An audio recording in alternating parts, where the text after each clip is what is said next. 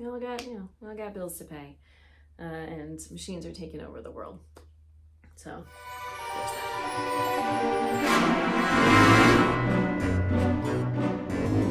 Hey everyone, welcome back for another episode of the Hilo and Stitch podcast. If you are a returning viewer, thank you so much for coming back to check out another episode. If you have never seen the podcast before, then welcome. I am Kristen Janik, a semi-retired knitting pattern designer, knitting instructor, all-around knitting enthusiast, and I am podcasting to you from my home in the Maryland suburbs of Washington, D.C. On the rare occasions that I am not knitting, you can find me vegetable gardening, doing yoga, sewing sometimes, drinking wine, but it is mostly about the knitting, so let's go ahead and start talking about it. Oh my gosh. It is fall, and I have such terrible startitis. I've got a million things on the needles and absolutely nothing finished recently at all. Nothing. Not even a sock. But I do have so much on the needles to tell you guys about, so let's go ahead and do that. Where to begin? All right, let me give you an update on some of my sort of longer suffering whips, and then we'll talk about some new projects. This one you might recognize is my Amale cardigan, and I have finished the body except for the hem, and I have put sleeve number 1 on the needles. I haven't made it very far with this. I did need to order another skein of yarn. I'm actually not sure if I needed to. So this is knit with 3 strands held together. And I am doing 2 strands of nitpicks, lace weight, alpaca. I want to say it's called alpaca cloud or something like that. And then 1 strand of a Surrey mohair from Fiber Spates, I believe. So the pattern calls for 3 strands of the floofy mohair stuff, but I'm doing 2 of a regular kind of light, airy, but a little bit more substantial lace weight, and then just 1 of the floof. And I had, yes, it is Cumulus by Fiber Spates. And I had, let's see if I can find it deep within the depths of this bag. I had this much of the alpaca lace weight left. But because I am holding 2 strands of this, I didn't want to be pulling from both ends. I thought that would be really likely to get tangled. So when I ran out of the second cake, instead of trying to divide this in half or pull from both ends, I decided to just order another skein. It's relatively inexpensive, just so I didn't have to deal with a potential tangled mess. And I do think I will end up needing that extra skein because I still have both sleeves to do, and then all of the trim and button bands. So there is still a fair bit to do, but the body is done. This is on hold, if I recall, because you work the button bands first and then the hem, or maybe I just wasn't sure if it was long enough. I don't remember my exact reasoning there. But I think it's the first one. I think it's because you want to work the button bands first and then finish up the hem. I'm not 100% sure. So I just got that extra skein of yarn last week, so I do have my sleeve on the needle, and it is just some straight knitting for now. There's no sleeve shaping in this, so it gives you a little bit of a poofy sleeve until right before the cuff. Then you're going to kind of cinch it in a little bit with a bunch of decreases. So this is moving along. I would really like to be making more progress on this because I was realizing the other day that I don't have nearly enough cardigans. And I think that's especially important this time of year because the weather is so variable.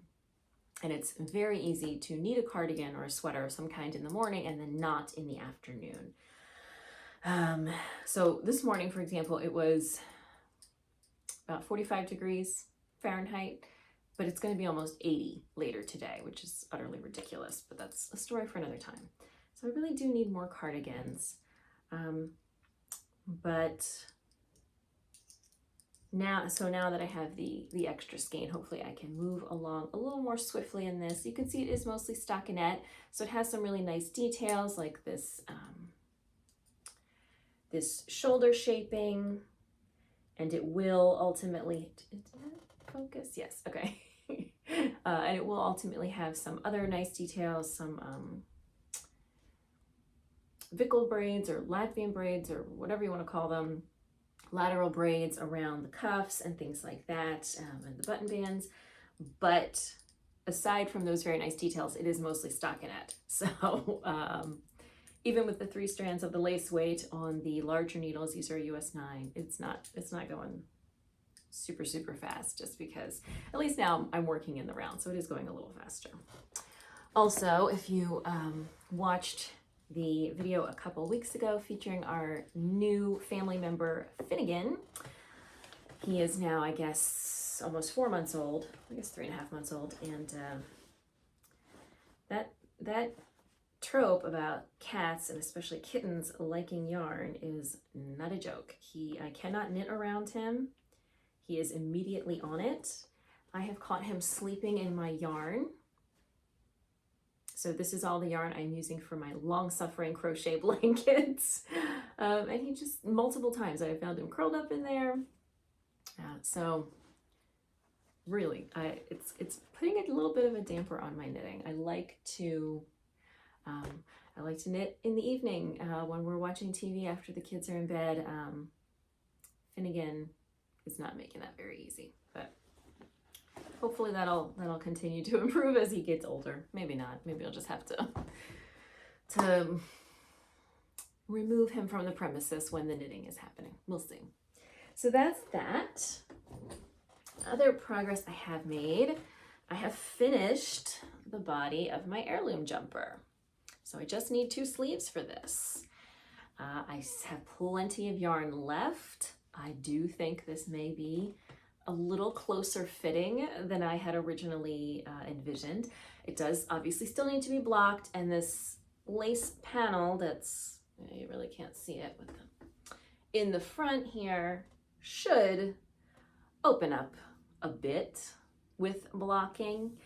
And it is designed to be a closer fitting sweater, but it may be a little bit closer fitting than I had intended, but we shall see. So I just need sleeves. I haven't even started the sleeves on this. It is, even though it is fingering weight with that mohair in there, it's quite warm.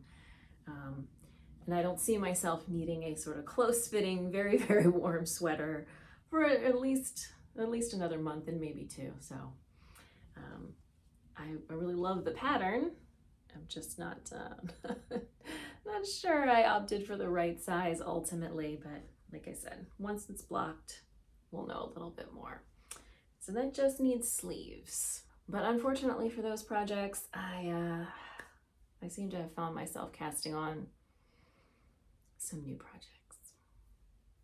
Not even as many as I wanted to, really. But one of those that we are moving somewhat swiftly along on is my Gr8 Gingham Raglan. I'm getting, obviously this is going to block out and that will stop curling up, I certainly hope. But I am just, these these colors are so perfect for fall. And I love the way they are working up. There we go. So Gr8 Gingham Raglan, this is a pattern by Jessie May Martinson of Jessie Made Designs. And I am using Durham Natura Elise for the main color, the solid color. And then I am using these specified spin cycle yarns for the contrast. The color I am using is Velacore. So this is the ball that I'm currently using, and then these are the other two skeins that I just wound up together. So I think when it's time to switch, I will do a little bit of finagling to make sure my colors are fading nicely.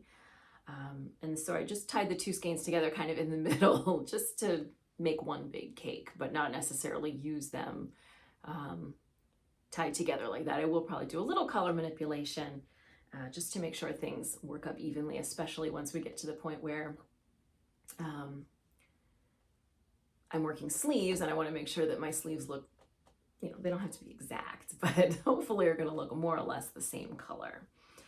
So I love, love, love how these colors are working up. It is, I always say this, I'm always surprised how quickly color work ends up moving. I always think it's going to go really slow. And especially with an easy pattern like this, it tends to go quicker than I think it's going to.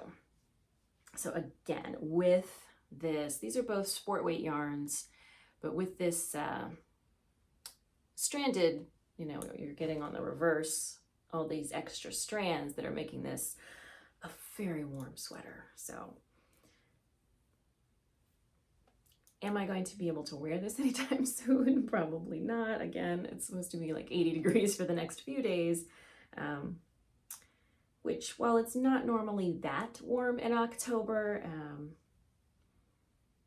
that has become more normal than being particularly cold in October. So we're still at the point where cold in the morning, may or may not be cool in the afternoon, and then chilly in the evening, but nowhere near ready for a stranded color work all wool sweater. But I am making some good progress. Easy to memorize pattern. So this is great to sit on the couch and knit, except again for Finnegan, who thinks he needs to be involved in the yarn management portion of the knitting process, and he does not. So that, let me see, I think the body is, so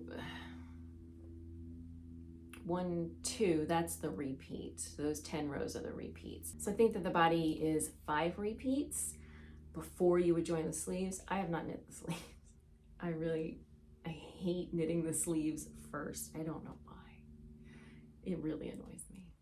So I'm just gonna, I'm working on the body up to the armholes, and then we'll deal with having to handle sleeves. And I'm a little concerned about all the color management that is going to go into trying to get kind of even colors when you're joining the sleeves and the body together. It doesn't have to be perfect, but you've got yarn, you know, a different section of the yarn from each sleeve and then another one from the body. So trying to get those all nice and even, that might be a challenge. We'll see. But good progress, and I'm really happy with this so far. So obviously it's Socktober, and I had to cast on a sock. Also, all of my socks are either falling apart, or I've lost one somehow, so I don't have a pair, or I don't know. My sock selection has gotten very, very minimal. So I do have a new sock on the needle. This is just a plain sock. Worked from the toe up. I'm about to start the heel shaping. So here is my sock yarn. This is the Evermore colorway from Nomadic Yarns. I always want to say Nevermore, but no, it's Evermore.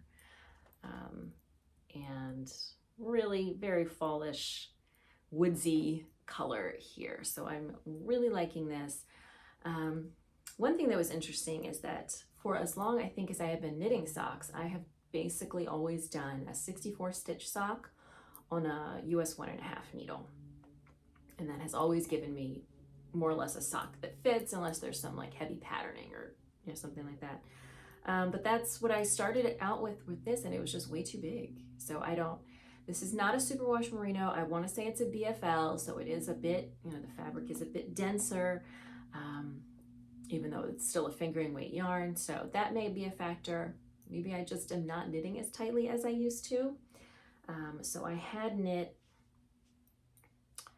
probably about that much before I decided it was coming out too big. So I ripped all the way back to the toe and pulled out the last 2 rounds of decreases. So now I'm at a, I think, 56 stitch sock. I want to double check. Yeah, 20. So I am now at a 56 stitch sock and it is fitting much better. So I have a lot of trouble with second sock syndrome. I don't know what's going to happen to this sock. But here it is, and I really do. I love wearing hand knit socks. It's not even that I don't enjoy the process of knitting them. It's just that I would so much rather be knitting a sweater. Always, almost always. So, that reminds me, I've got another errant sock around here somewhere. Sock project. I've got a pair of Jaywalkers on the needles somewhere. Because that's where my extra sock needles are. Anyway, so I have a lot of second sock syndrome, and I would rather dedicate my time to knitting sweaters, except that I love wearing hand knit socks. So I don't know. How much progress am I going to make on this? We'll see. But here it is, in honor of Socktober, a sock. And I just love the yarn. I mean, obviously I love these colors.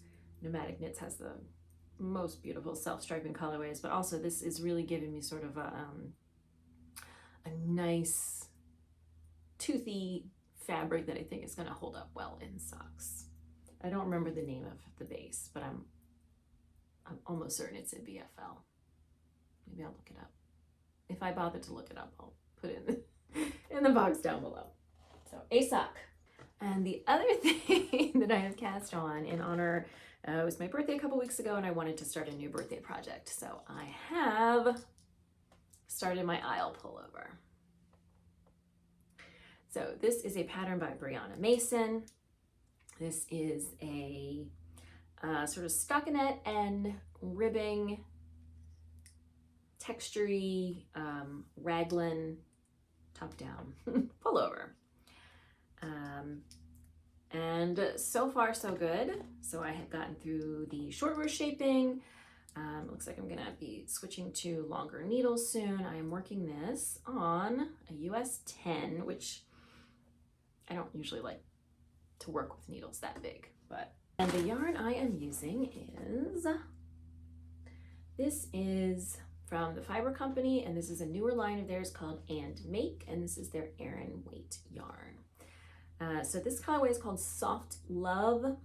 I originally wanted a colorway that was a little less pink. It was very similar, but just a little lighter and a little less pink, a little closer to a beige. But Webb's was sold out of that colorway. So, and this is actually a really good substitute. This is, if you watch episodes in the past, you know that when I do pink, it's usually kind of this shade of pink. So I am actually happy with the color as it is. So And Make Aran, 164 yards to 100 grams, and it is a 50-50 wool alpaca. So you're getting lots of nice structure from the wool, but you're getting a little extra softness and fluff from the alpaca. And it is not super tightly plied, but you can see a nice ply in there, so it's going to give it some nice structure. Obviously I've only gotten this far, so I can't really say much about working with, knitting with the yarn is fine. I can't really say much about how it's going to block out, how it's going to be to wear. It certainly feels soft. I wouldn't mind a little bit of a neater, a little bit more definition on this ribbing, but I think with some blocking, that's going to change a little bit because, let's see if I can find my swatch. When you block alpaca, it kind of blooms and opens up a little bit. So you can see this swatch is obviously knit on the same size needle, and it is nice and dense. It's not looking as airy as this is looking on the needles. And the stitches really even out nicely with the blocking as well. So while it doesn't look as nice as I'm hoping it ultimately will, while it's on the needles, I do think that blocking is going to make a big difference with this one. So as I said, I have gone through the short row shaping and now I am on to the yoke shaping, which is just kind of your typical raglan, but you are doing some alternating between knit and purlwise increases because you're maintaining this ribbing pattern around the sleeves. Don't remember exactly what cast on it called for. I am almost positive I did an alternating cable cast on. I think it called for like no, I did do the tubular cast on. I called for a tubular cast on and I did do that. I had thought about doing the alternating cable cast on, but decided to go ahead and just do the regular tubular cast on because it wasn't like a super long cast on. Tubular cast ons look really nice, but they can be a little tedious. And the alternating cable cast on, if you're doing a 1x1 rib, is a nice alternative. But because this was a small number of stitches, because we're working with a very heavy yarn, I went ahead and did the tubular cast on. So far so good. And now I'm at the point where, you know, I've memorized the repetition of the yoke increasing, so I don't have to keep looking at the pattern. So it's a 4-round repeat and I need to repeat it 10 times and I've done 1. So got a ways to go, but I have started it and it is working out quickly on these bigger needles and with the heavier yarn. Last but not least, I'm annoying myself, I signed up for another test knit. I have not actually cast on, but I have swatched. So this is a yoked pullover, circular yoke pullover. I'm not generally a big fan of them. I find that the fit isn't always great, but this one has a lace design around the yoke, which I think is going to give it more flexibility. I find that a lot of circular yoke pullovers are relying too much on the shape of the human body to stretch them out correctly, and if your proportions are a little different, they just can look a little awkward. But I think with the lace, that's going to make this a little bit of a more flexible design. I just thought it was cute. I was originally going to buy the yarn recommended in the pattern, but then I realized I had some long marinating yarn in my stash that I could use instead. So that is what I went with, and I swatched and I got gauge on the first try. So I am ready to get started with this. Do I remember the name of the yarn I'm using? No. Do I have some of the yarn here? Also no, I took it downstairs to wind it. Okay, it is the Quince & Company yarn. It is a worsted weight yarn. It is 100% wool yarn. So if you can remember which of Quince & Company's yarns is a worsted weight 100% wool, that's what it is. It is, and it's not like a merino, it just says American wool or something along those lines. I've had this forever, probably at least 4 years ago that I bought this yarn for something or other that I ended up not knitting. So it's the same color. And I was considering different yarns that I could buy. The yarn in the pattern is one I really wanted to try, but it's just a little bit pricey. And I just wasn't in the market for that right now. And I considered some alternatives, and then I thought, hey, maybe I actually have a sweater quantity in my stash, and I did. So I'm about to start this project. I will continue to show it to you guys as I work on it. The test is not due until the beginning of December, which is another reason I signed up for this, because that's a fair bit of time away. And I am looking forward to that, even though, as I said, I really do need some more cardigans, and all I seem to be casting on or knitting is pullovers, so that's something I really have to work on. All right, I did not go to Sheep and Wool this past weekend, very sadly. It has now been 4 years since I've gotten to go to Rhinebeck, but we already took a trip to Peru in the spring. We went to the beach over the summer, so a weekend in New York was just not quite in the budget, especially a weekend in New York involving a lot of yarn buying. So I did not do lots of yarn buying this weekend. I would like to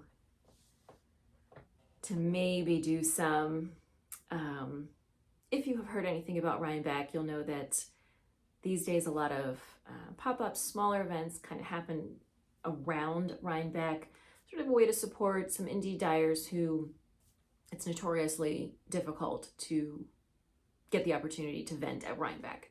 So these are ways that indie dyers can take advantage of sort of the mass of people and the yarn buying spirit that are going on that weekend, even if they're not actually at Rhinebeck. So there's Indie Untangled, there's Cake-a-Palooza, there's, and then the other one is Wool and Folk. And I think this was probably the third year, and apparently it was a real disaster. There was a somewhat last minute venue shift, there was a lot of rain, but there are vendors who paid to participate in this event and lost money on doing that. Organization was apparently terrible, accessibility was terrible, parking was terrible. People were promised that they would be vending inside and were outside and had no equipment for selling outside. And of course it was rainy and muddy inside. There were multiple floors, but very limited elevator access, so people couldn't get up and down. People were getting not the same size booths that they had paid for. People were in really weird, inaccessible locations. So overall, it sounds like quite the shit show. So I will include a link in the description box down below. Somebody has put together a list and links to all of the vendors that were at Wool and Folk.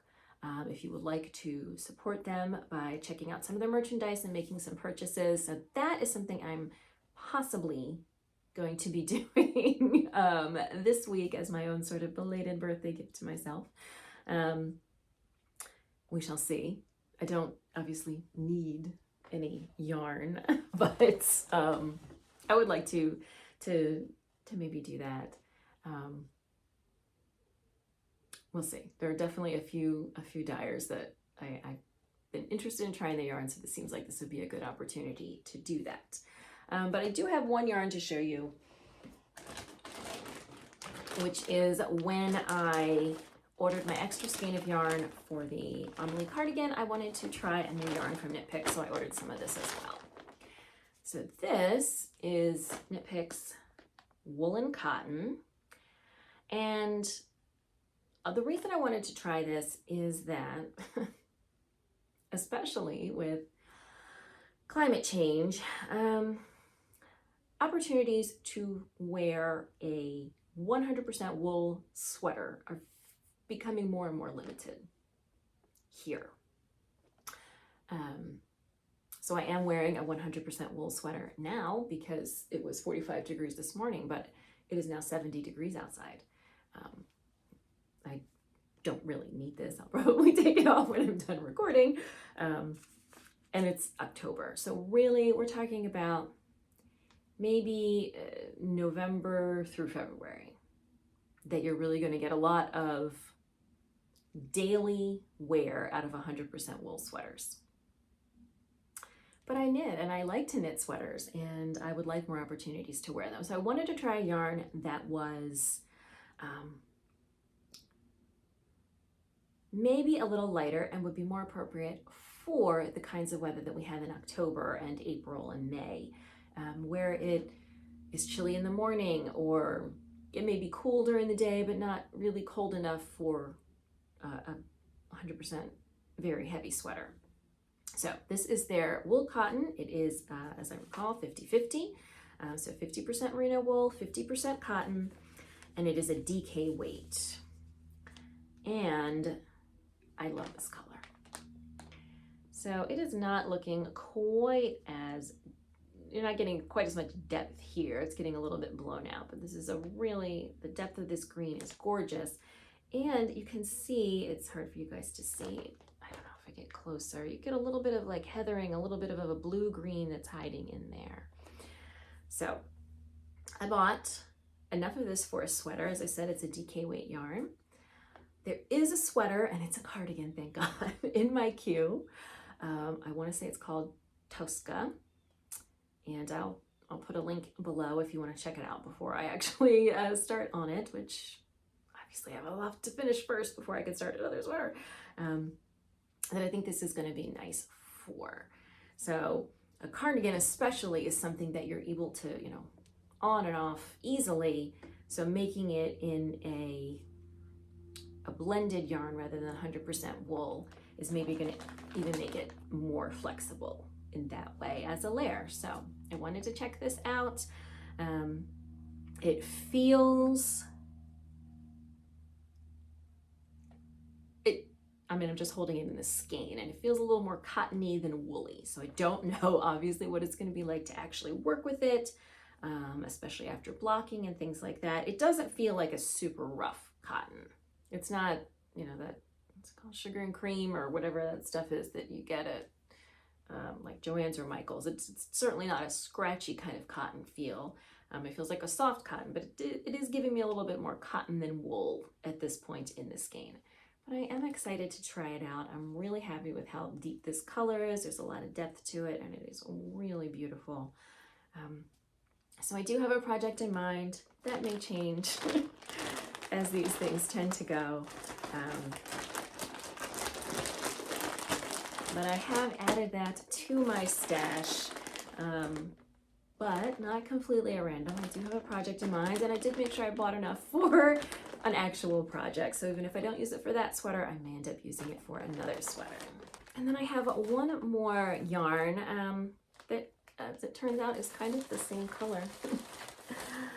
And this is a new yarn that I am trying from Hobby. Are you focusing? I cannot tell, I hope so. So this is their Highland wool. It is 100% wool.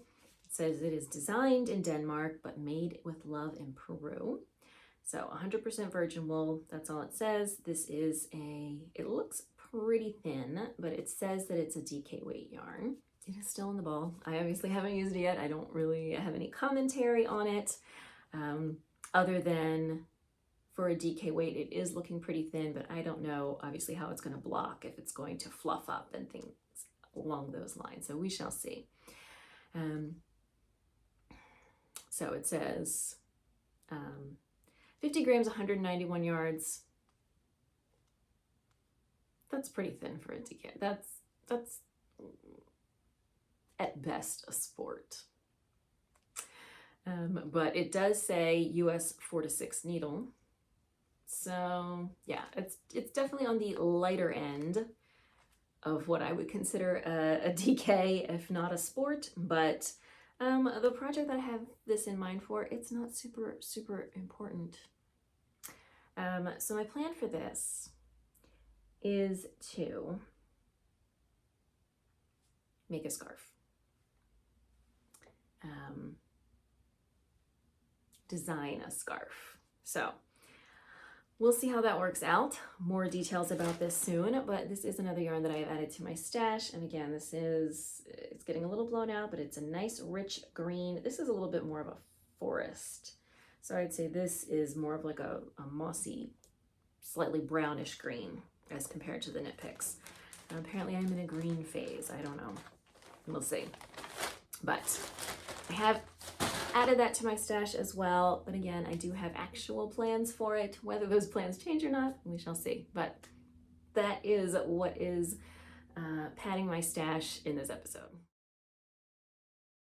All right, in Adelante, I'd like to tell you about designs that I'm working on, even though I am mostly retired, which basically means that I'm not trying to make a living from making knitting patterns anymore, but I am still doing so sporadically when the mood strikes, just because I enjoy it. So I have been making relatively steady progress on this Fisherman Rib pullover that might get finished sometime this year, I hope. The thing with Fisherman's Rib is that you are always working into the row below, so it doesn't grow very quickly. And it looks, I'm thrilled with how it looks. I'm really getting a lot of nice definition in this yarn. So this is Wool Dreamers Moda. It is a worsted weight yarn. It is a bit rustic, but with the Fisherman's Rib, and as I'm knitting this Fisherman's Rib, I'm adding an extra twist just to make these bits stand out just that much more. And I think it's really giving it some nice depth and pop. So it's really standing out nicely, but it is slow going. So again, the concept for this is a pullover that the body is worked in this Fisherman's Rib, has a deep V-neck that is almost going to be going off the shoulders, but not quite. And then a drop shoulder and thankfully stockinette sleeves. So the body of this is being worked flat, one, to give it a little bit more structure, but two, because working Fisherman's Rib flat is actually easier than working it in the round. So when you work Fisherman's Rib flat, and I did just do a tutorial for this, when you work Fisherman's Rib flat, every row is the same. So there's nothing to keep track of. So I have a marker here to mark what I'm considering to be the right side, but they're basically identical. When you work Fisherman's Rib in the round, you have to alternate between knitting into the row below and purling into the row below. And unless you're keeping very close track, let's say you put it down, you come back to it and you don't remember what the last one you did is, it can be really tricky to figure out where you were. You've got to kind of examine the stitches in the row below and see which ones have a little extra wrap of yarn around them. And that's going to tell you whether your last round was a knit one below, purl one, or if it was a knit one, purl one below. And it's just annoying. It's just an annoying thing to have to do every time you put your project down and pick it back up. And this is easier. There's nothing to keep track of. So a little bit of seaming to make up for not having to constantly inspect your work and figure out where you left off. I think it is worth it. The sleeves, of course, will be knit in the round. So you are just seaming the two sides of the body. It's a simple mattress stitch, and I am working the selvages in stockinette, so it'll be that much easier to seam when the time comes. So this is a nice, thick, chunky fabric. This is a really warm wool. This is definitely a winter sweater in the works, not really a fall sweater, so I'm not terribly sad that it's not going faster, but at the same time, it's been a while since I released a pattern, and I do enjoy the whole process of making and designing and publishing patterns, so I do wish that were going just a little bit more quickly, but we'll get there. And it is a nice project to just work on while doing pretty much anything. Every row is the same, so there's nothing really to memorize, and just a quick glance here and there to make sure you're actually working into the row below or remembering to twist my purl stitches. Easy peasy. So it's coming. It's a sweater. It's going to be a sweater eventually, just not this month or next month. All right, I thought we would finish up with a little bit of Chatterbox. I haven't done that in a while. And October is a month where we usually have a fair bit going on. So I had my birthday. Unfortunately, it rained like the whole weekend and it was pretty chilly. So we didn't do much. I went out to lunch or brunch with my family and my dad and my sister. Just had a quiet actual birthday at home, casting on my new sweater. We also had our wedding anniversary, and this year we decided to go up to Baltimore. So most of the time we go down to Washington, D.C. It's a little bit closer. Physically, it's a lot closer, but in terms of the time it takes to get there, it's not much different than driving over to Baltimore. So this time we decided to go up to Baltimore about probably 13 or 14, maybe even years ago. We did a haunted pub crawl in Baltimore, and we decided to do that again and then head out to dinner. It was only okay. The first time we did it, I think, was better. Our guide was better. But if you are visiting Baltimore, especially, you know, this time of year, they have a regular, you know, ghost tour, and then they have the haunted pub crawl. And I think they're both worth it. They're in Fells Point, which is the, I guess, original port, or one of the original port areas in Baltimore, where there's lots of shipping and shipbuilding and things like that. So there's lots of interesting tales and ghost stories. And of course, that is where Edgar Allan Poe was found, passed out in a gutter and taken to the hospital and died. So lots of fun stories there if you want to check that out. So we did the haunted pub crawl, and that was fun. And we tried out a new restaurant that the drinks were great. Our appetizer was good, our dessert was good, but my entree was only meh. So we did not go to Rhinebeck, sadly. And this weekend is the Frederick Fiber Fest, but we're not going to that either because we have already planned our annual family trip to the pumpkin patch on Saturday. There's a nice farm out in Frederick, Maryland, where we go every year, and they've got some farm animals and hayride and obviously pumpkins. So I'll be doing that this weekend. In terms of work, as I said, I am not a designer anymore. What I am is a freelance translator, but with machine translation and AI, viable opportunities for fairly compensated work seem to be rapidly moving downhill. So I've been doing some more, some writing recently. I've been writing some articles about the history of Latin America, particularly pre-conquest Latin America. So a lot of stuff about the Inca, the Aztec, the Maya, which is my area of expertise. I do have a master's in Latin American Hemispheric Studies. So I got this opportunity to write those articles, and then recently they asked me if I would be interested in doing some part-time work as the editor for their Latin America history content.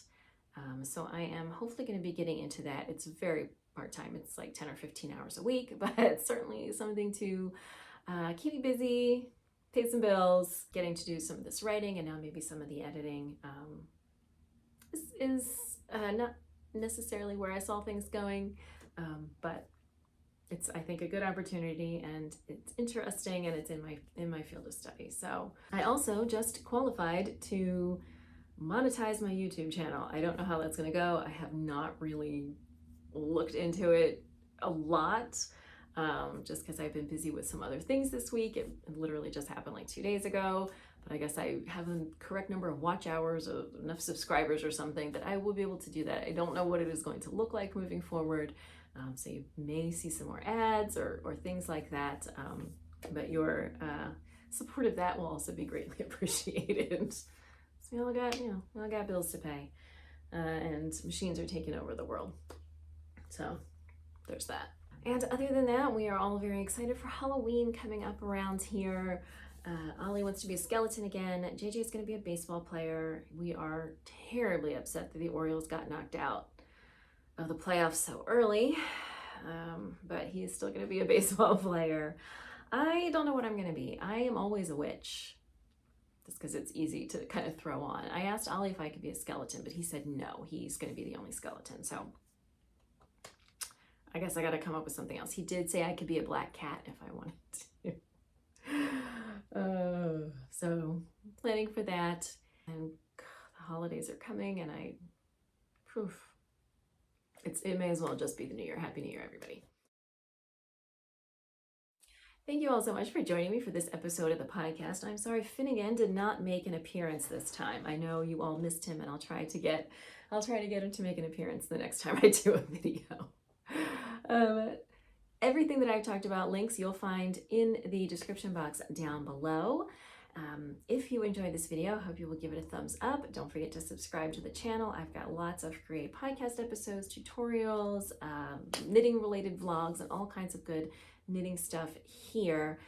And don't forget to hit that little bell icon so you'll be notified when I post new videos, which happens more or less every Saturday around 11 a.m.